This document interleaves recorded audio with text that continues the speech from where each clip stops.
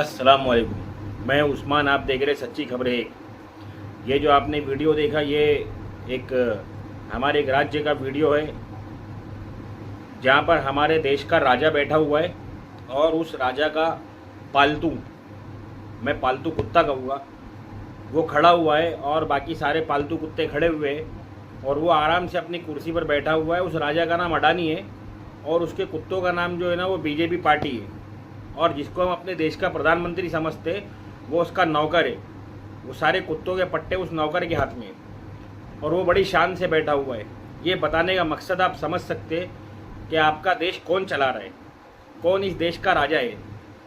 खास करके मैं अनभक्तों को समझाना चाहूँगा कि अनभक्तों, तुम कितनी भी चप्पल चाट लो, कितने तलवे चाट लो नरेंद्र मोदी के और बीजेपी के और आरएसएस के, ये गुलाम है यहूदियों की, ये गुलाम है ऐसी ताकतों की जो हिंदुस्तान को नोचकर खाना चाहते हैं।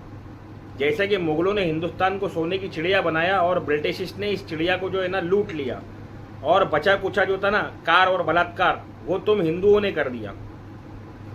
आगे की खबरें बताने से पहले मैं आपको बताना चाहता हूँ कि मोदी ने और मोदी की पार्टी ने अडानी के खिलाफ आने वाले जॉर्ज सोरस के और उससे पहले हिंडनबर्ग के तमाम गवाहों को और तमाम बयानों को जो है ना वो उसके मुंह पर मार दिया है, क्योंकि अडानी हिंदुस्तान का राजा है और ये लोग वाकई वफादार है अडानी के साथ। वोट्स तो हमसे लेते, टैक्स हमसे लेते, खाते हमारे पैसे का है, लेकिन ये जिस दर की गुलामी करते वो दर अडानी का है।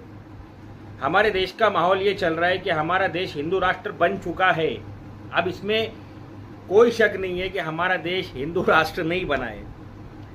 एक हिंदू कुत्ते की वीएचपी के जो एक कोर्ट का जज है, इलाहाबाद हाई कोर्ट का जज है, उस कुत्ते के भौंकने को सुनिए ज़रा। जब देश की गरिमा नहीं रही तो देश में पदों की क्या गरिमा, इनकी कोई गरिमा थोड़ी है, तो गिरे हुए और घटिया लोग हैं। देखिए, लेकिन जो पठमुल्ला है जिसे कह दीजिए आप, सब गलत है, लेकिन कहने में गुरेज नहीं है, क्योंकि वो देश के लिए घातक हैं, बिगाड़ने वाले लोग हैं, जनता को बैठलाने वाले लोग हैं, देश आगे न बढ़े इस प्रकार के लोग हैं, उनसे सावधान रहने की जरूरत है। देख लिया आपने, ये एक हाई कोर्ट का जज है। ये जज का ये मानना है कि मुसलमान कटवे है, कटमुल्ले है और हिंदुस्तान हिंदू बहुमूल्य क्षेत्र है, तो यहाँ पर हिंदुओं की आस्था के और हिंदुओं के मुताबिक फैसले होंगे। अब पता नहीं इसने हिंदुओं के चक्कर में ऐसे कितने फैसले झूठे किया होगा और ऐसे कितने ही फैसले गलत किया होगा। इसके बारे में तो जब इसकी कबर खोदेंगे ना, इसके फैसलों की और उसके करियर की, तो मालूम पड़ेगा कि इसके पास्ट में इसने ऐसे कितने गुनाह किया है। इस बात से कुछ हमारे वकीलों ने सुप्रीम कोर्ट के एक याचिका दायर की कि इस पर कार्रवाई की जाए, तो सुप्रीम कोर्ट से आदेश आया कि 100 एमपीज़ अगर आपको साइन करके देते तो हम जो है ना इस पर कार्रवाई करेंगे। अब तक सिर्फ 7 एमपीज़ का नाम आया है जिन लोगों ने कार्रवाई के लिए साइन किए। ये कांग्रेस, ये समाजवादी, ये बहुजन समाज पार्टी, ये राष्ट्रवादी, ये वादी, वो वादी, हाँ, और ये पार्टी और वो पार्टी, सारे के सारे मुसलमानों के जो है ना जूते चाटते जब इलेक्शन आता है। तो अब वो पार्टियां किधर गई? अब तक तो 100 एमपीज़ की साइन आ जानी चाहिए थी। 239 एमपीज़ है ना इनके पास में, तो 239 साइन आ जाना चाहिए था विपक्ष के पास से। अब पता चलेगा कि हिंदुस्तान की सरजमीन पर मुसलमानों का कौन है। ये कांग्रेस है, ये समाजवादी है, जिनके तलवे मेरी कौम भी चाटती है। खूब इनको समझाओ कितना भी, ये कुत्ते के बच्चे मानते नहीं हैं। ये मानते नहीं है इस बात को कि अल्लाह ने कहा कुफ्फार ला एतबार, तो कुफ्फार को ला एतबार मान लो। हाँ, मैं खुल के बोल रहा हूँ एकदम। ये नहीं मानते, जिसकी सज़ा इनको मिली है। जैसे सीरिया को आज सज़ा मिली है ना ईरान पर और रशिया पर भरोसा करने की, वो सज़ा हिंदुस्तान में हिंदुस्तान के मुसलमानों को मिलने का वक्त आ चुका है। वो सज़ा पाकिस्तान में पाकिस्तान के मुसलमानों को मिलने का वक्त आ चुका है। अमेरिका के तलवे चाटने के चक्कर में, चाइना के तलवे चाटने के चक्कर में, जजीरतुल अरब जिसको सऊदी अरब कहा जाता है, उसका वक्त आ चुका है। दुबई का वक्त आ चुका है और जितने भी ऐसे मुल्क हैं जो मुसलमानों से भरे हुए हैं और हिंदुओं के या ईसाइयों के या यहूदियों के तलवे चाटते, ये सोच कर के ये हमको बचा लेंगे, या ये सोच कर के ये अच्छे लोग हैं, या ये सोच कर के हमारे पास में कोई दूसरा पर्याय नहीं है, उनका वक्त आ चुका है। मेरी बात को अपने दिमाग में बिठा लेना।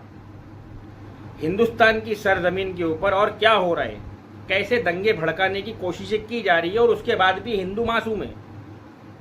जितनी गंदी दुनिया की गाली होगी ना, वो इनकी माँ और बहन की शान में दो तो कम है। ये वो नीच नस्ल के और घटिया लोग हैं जो मिस्र से भगाए गए थे और हिंदुस्तान में आकर गंदी राजनीति कर रहे हैं। उसमें से एक गंदे राजनेता का देखो, ये राजस्थान का है, उदयपुर का गालिबन या जयपुर का, दो में से कोई एक जगह का है।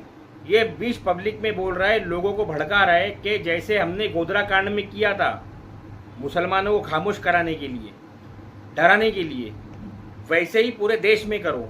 ये अभी बंगालियों का नाम ले रहा है, ये रोहिंग्या मुसलमानों का नाम ले रहा है, लेकिन इसका मंशा है कि हिंदुस्तान के अंदर जितने मुसलमान हैं सबका कत्लेआम किया जाए। सुनिए, वहां होने वाले अत्याचारों को बंद करने का एक ही तरीका है और कोई तरीका नहीं। 2 करोड़ बांग्लादेशी मुसलमान इस देश में आवारा कुत्तों की तरह घूम रहे हैं।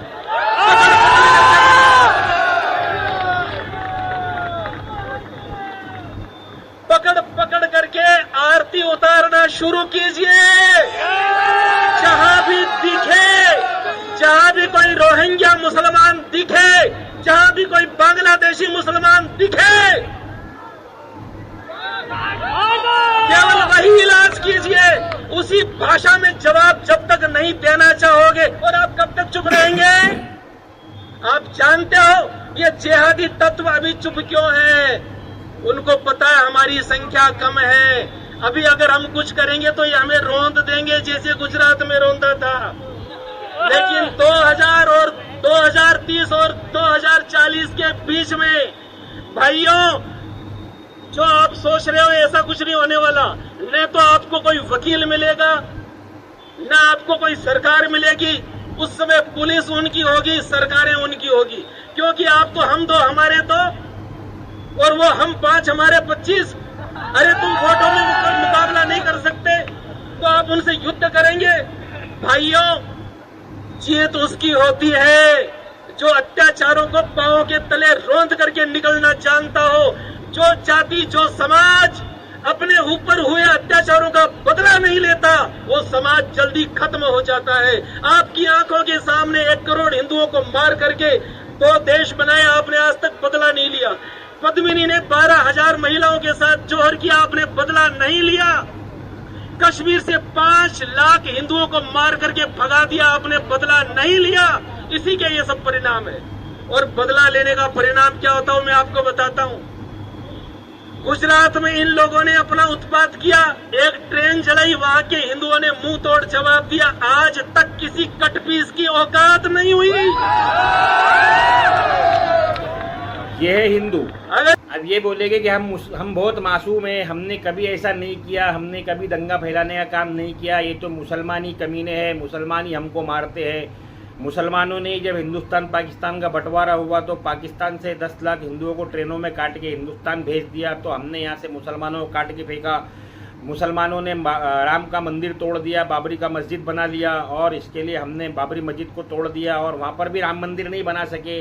बनाएंगे तो चाइना वाला वाट लगा देगा इनकी। असल कहानी आपको पता नहीं है। वहाँ से 4 किलोमीटर दूर पर जो है ना राम मंदिर बनाया गया है, और मुसलमान ही जालिम है, और मुसलमान हमारी बेटियों के साथ रेप करते और मुसलमान हमारी बेटियों के साथ में बदसलूकियाँ करते। जरा बेटियों के बारे में भी सुनिए, इन दलित बेटियों को हिंदू लोग क्या कर रहे हैं स्कूल के अंदर, सुनिए जरा। बहुत प्रताड़ित कर रहे हैं। महेश सर भी बेड टच करते रहते हैं, पेरेंट्स के डायरेक्ट पेरेंट्स के बारे में बोलते रहते हैं।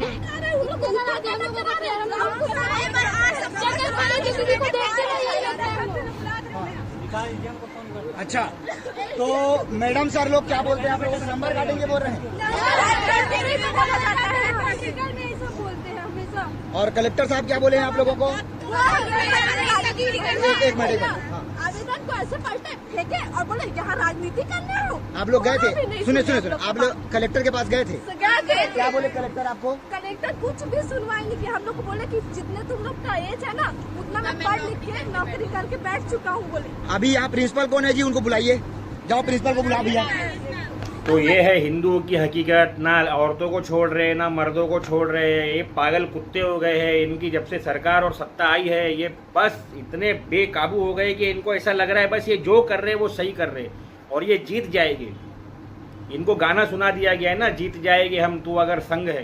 संग होने से कोई नहीं जीतता, संग टूट जाया करता है। संग को जलाकर पिघालकर उसमें से उसके असल संग को निकाला जाता है। ऐसे काम मत करो हिंदुओं, तुमसे मेरी जो है ना अपील है, ऐसे काम मत करो मत करो मत करो जिसकी वजह से हिंदुस्तान तबाह बर्बाद हो जाए। तीसरा वर्ल्ड वॉर शुरू हो चुका है। अब अगर तुम गृह युद्ध चाहते हो और गृह युद्ध करवाना चाहते हो और गृह युद्ध पर आमादा हो तो सोचो तुम्हारा क्या हाल होगा। तुम्हारे खाने के वांदे जिन हिंदुओं को बीजेपी गवर्नमेंट ने 15-15 लाख रुपए अकाउंट में डाली है वो तो फिर भी अभी खा रहे, लेकिन थोड़े दिन बाद उनके वांदे चालू हो जाएंगे और बीजेपी हाथ उठा लेगी, क्योंकि अब बीजेपी अपने अब्बा अडानी के चक्कर में लगी हुई है। जिसको मेरी बात समझ में आए वो कमेंट ज़रूर करना, मैंने सही बोला या गलत बोला, और नहीं समझ में आए तो भी कमेंट करना, गालियाँ ही बक देना भले ही, लेकिन मेरी बात को जो है ना समझो मैं जो बोल रहा हूँ। और मेरे वीडियो को लाइक करो, शेयर करो, सब्सक्राइब करो, बेल आइकन के बटन को ज़रूर प्रेस करो। अस्सलाम वालेकुम वरहमतुल्लाहि वबरकातुहू।